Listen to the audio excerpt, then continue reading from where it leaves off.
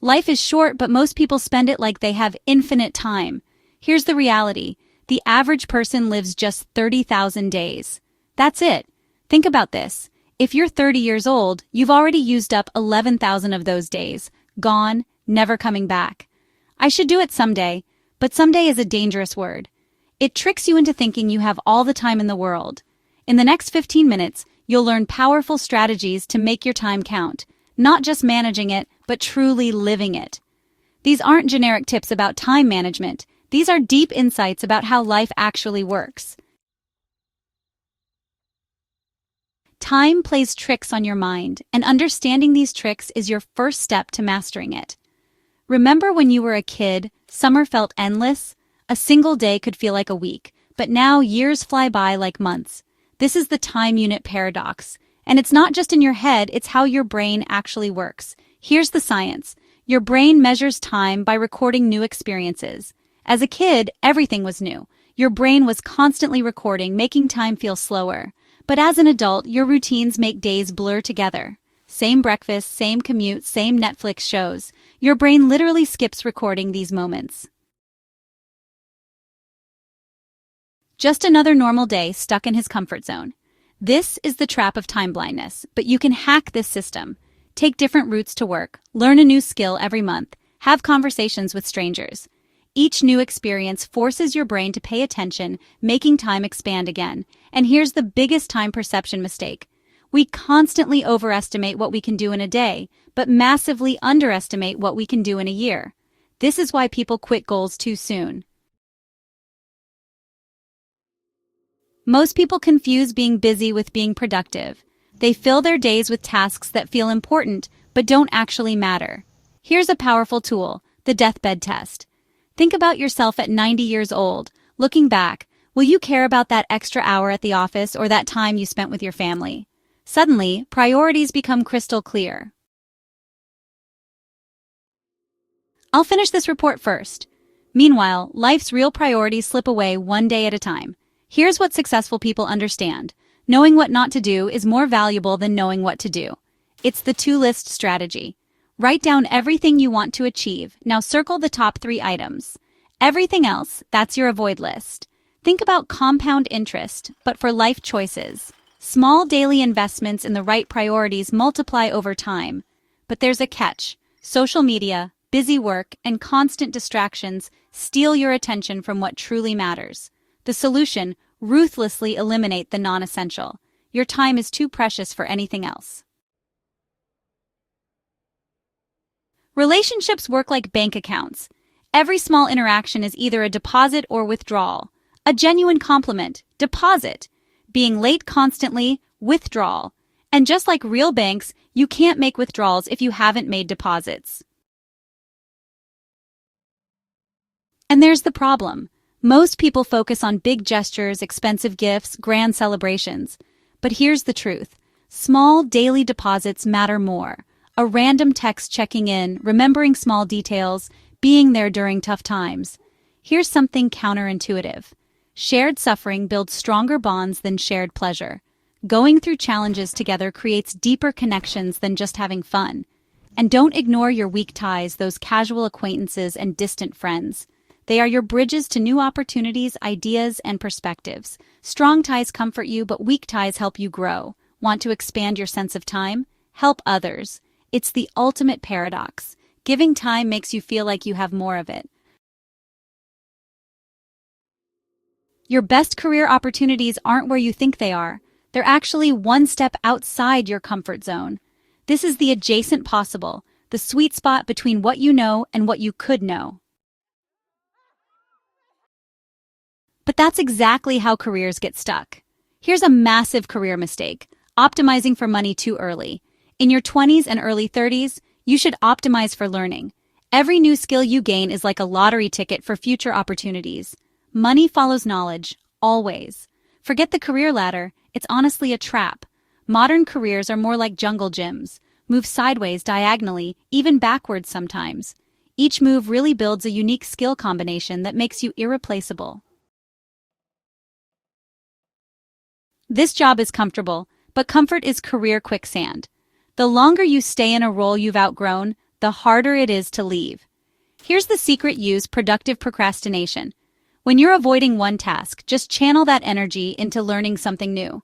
Your procrastination projects often reveal your true passion. Health isn't just about living longer, it's your life force multiplier. Every other aspect of your life either improves or suffers based on your health, period. Think about this. Would you rather have 8 energized hours or 12 draining ones? Your energy levels matter more than your time. Wrong mindset.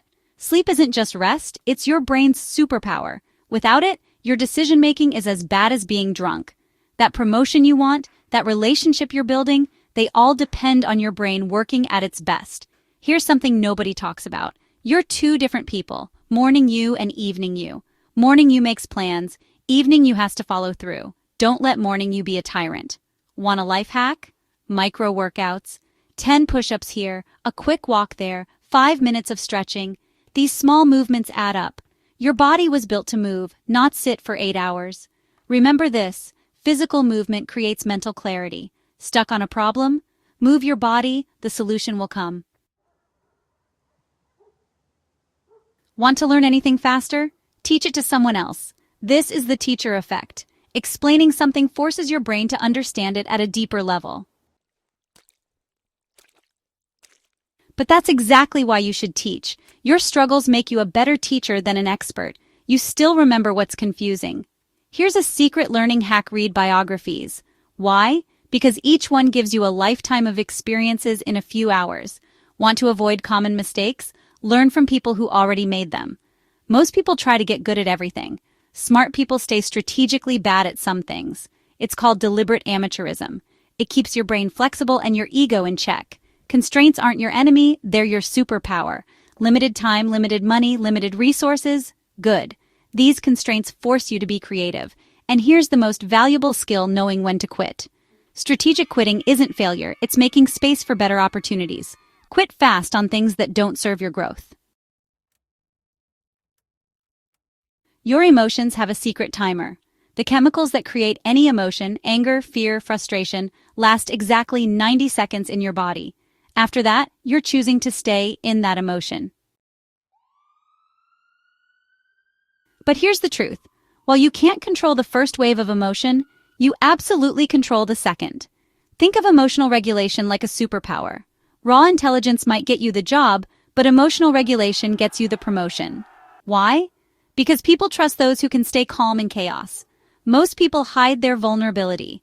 Smart people use it strategically. Showing the right amount of vulnerability at the right time builds deeper trust than always appearing perfect. Here's a costly mistake: avoiding difficult conversations. These conversations are like compound interest in reverse. The longer you wait, the more emotional debt you accumulate. That small issue you're avoiding, it's growing bigger every day. And gratitude isn't just a feel-good practice. Unexpressed gratitude is like having money in a bank you can never withdraw from. Use it or lose it. Money isn't just about numbers in your bank account. It's about something far more precious: your freedom of time. Here's a truth most people miss. Making more money often makes you poorer in time. As your income grows, your lifestyle expands. Bigger house, more maintenance, fancy car, more worry, better neighborhood, longer commute. But that's the trap. Lifestyle inflation is like running on a treadmill, moving fast but going nowhere. Think about time affluence. Would you rather make $100,000 working 80 hours a week or $70,000 working 30? Your true hourly rate includes everything you sacrifice for that money. Most people get this backwards. They buy objects but rent experiences. Smart people rent objects and buy experiences. Why? Because experiences appreciate in value, objects usually don't. Here's the ultimate financial skill: building margins. Living below your means isn't about restriction. It's about creating space for opportunities. That space is your ticket to real wealth. Creativity isn't about waiting for inspiration. It works more like a faucet. When you first turn it on, rusty water comes out. That's your bad ideas. You need those bad ideas. They clear the way for the good ones. But that's like waiting for the water to get clean without turning on the tap. You have to push through the rust. Here's something, counterintuitive creativity loves constraints. Give someone unlimited options, they freeze.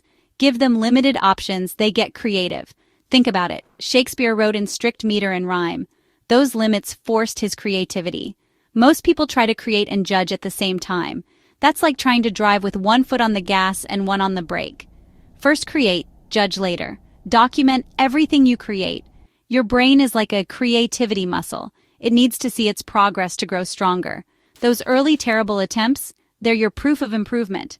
And here's the real secret. Combine skills nobody else combines. That unique intersection, that's your creative superpower. Your energy is your most precious resource. Time management is useless without energy management. You can't do meaningful work if you're running on empty. Most people never audit their energy. They don't realize some activities give energy while others drain it. That morning walk, energy boost. That toxic friendship, energy vampire. But willpower is like a muscle. It gets tired. Smart people don't rely on willpower. They design their environment to make good choices automatic. Think about decision fatigue. Every choice you make takes energy. What to wear, what to eat, when to exercise. That's why successful people often wear the same things and eat the same breakfast. They're saving their energy for decisions that matter. Here's a counterintuitive energy hack: strategic incompetence. Being deliberately bad at non-essential tasks means others stop asking you to do them. Your energy stays protected for what you do best. Remember this: recovery isn't a waste of time. It's how you multiply your time's value. Success isn't just about what you know, it's about who you know. But here's the thing. Real social capital isn't about collecting business cards or LinkedIn connections. It's about building genuine relationships. There's a simple formula for friendship: time plus vulnerability plus shared experiences. You can't shortcut any of these elements. Real connections need all three. But that's missing the point. True networking isn't about taking, it's about connecting. The best networkers aren't collectors, they're connectors. They introduce people who should know each other. Most people underinvest in friendship maintenance. They wait for big life events to reconnect, but strong relationships are built in the small moments. That random check-in text, that quick coffee, that's where real bonds grow. Think about community like a garden. You can't plant all the seeds at once and expect them to grow. You need constant small acts of nurturing. Every conversation is water. Every introduction is fertilizer. The truly successful, they build their community before they need it. Because when you need a community, it's too late to build one. Mental models are your mind's shortcuts to understanding reality. But here's the catch. The map is not the territory. Your mental models are always simpler than reality, and that's both their strength and their weakness. Most people see only what's in front of them. They play checkers while life plays chess. Second-order thinking is your advantage, asking not just what happens next, but what happens after what happens next. This seems like the obvious choice, but obvious to whom? Your mental map might be missing crucial territory. That's why multiple perspectives aren't just useful, they're essential. Here's a powerful truth. Knowledge isn't power, understanding is power. Knowledge is knowing that a tomato is a fruit, understanding is knowing not to put it in a fruit salad. Most people collect facts, smart people collect patterns. Think about inverse thinking. Instead of asking, how can I solve this problem, ask, how am I creating this problem? Sometimes the solution is stopping what causes the problem in the first place. Your life isn't something that happens to you, it's something you actively design. Think of it like a portfolio, not just of money, but of experiences, relationships, skills, and dreams. Most people overvalue planning and undervalue testing. Life design isn't about making perfect plans. It's about running small experiments to see what actually works for you. But that's exactly backward. You can't think your way into the right life, you have to test your way there. Here's what most people miss about change. Tiny adjustments create massive results. Want to transform your life? Start with changing one thing for 5 minutes. That small win builds momentum for bigger changes. Think about your metrics. Most people measure their lives by society standards: money, status, possessions. But what if you designed your own metrics? What if success meant time with family, or learning new skills, or helping others? Regular life reviews aren't optional. They're how you catch problems while they're still small. Monthly reviews prevent yearly regrets. Life isn't about finding extra hours, it's about making your hours count. Every principle we've covered, from time perception to relationship building, from energy management to life design, works together to create a life worth living. Remember, time will pass whether you use it wisely or not. Your habits become your days become your years become your life. Start small, pick one idea that resonated with you, test it, refine it, make it yours. The best time to start living fully isn't someday, it's today.